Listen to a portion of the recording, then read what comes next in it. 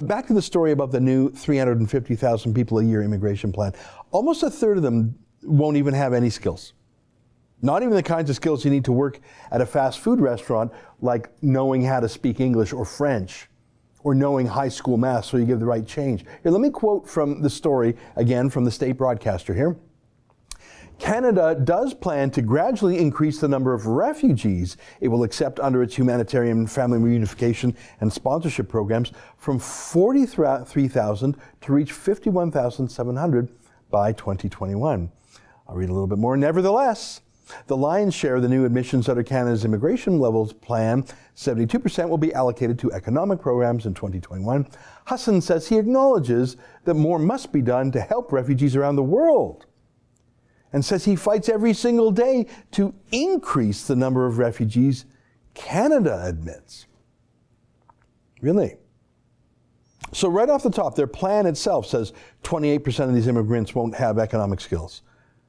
They'll be migrants, maybe refugees, and Hassan fights every day to jack up that number. Why? The Syrian civil war is over.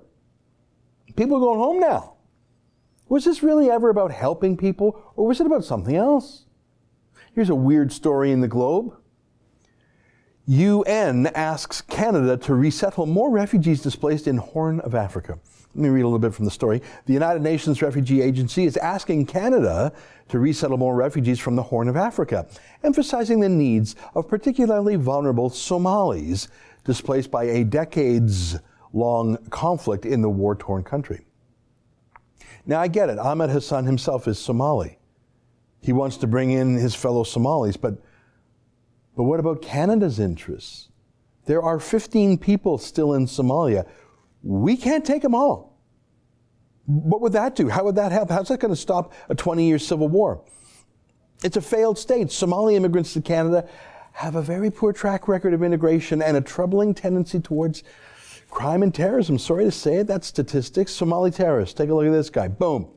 Somali terrorist, Mohammed Hirsi. Boom. Next, Somali terrorist. From Edmonton there. He's the guy who went on the rampage. Next one.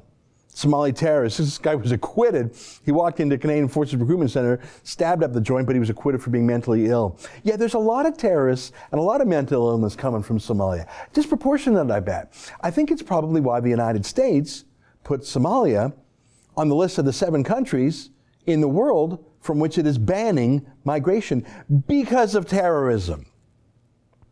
Now, I know that, of course, not every Somali is a terrorist, and that's great. But Justin Trudeau is not really the best at vetting migrants now, is he? That's an excerpt from my daily show, the Ezra Levant Show, weekdays at 8 p.m. Eastern.